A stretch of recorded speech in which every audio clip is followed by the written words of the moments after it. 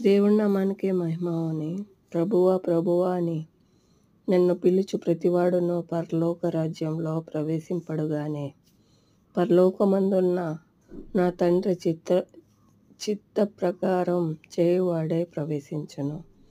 ఆ దినమున అనేకులు నన్ను చూచి, ప్రభువా ప్రభువా, మేము నీ నామమున ప్రవచింపలేదా? నీ నామమున దెయ్యములు వెళ్ళగొట్టలేదా? నీ నామమున అనేక అద్భుతం చేయలేదా అని చెప్పుదురు. అప్పుడు నేను మిమ్మల్ని ఎన్నడూ ఎరగను, అక్రమ చేయువారులారా, నా యొద్ద నుండి పొండని వారితో చెప్పుదును.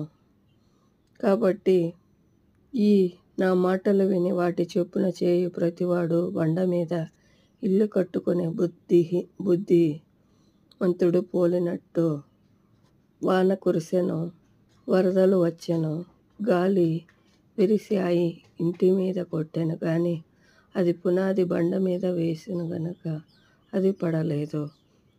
దేవుడి నామానికి మహిమ. దేవుడి మాటల ప్రకారం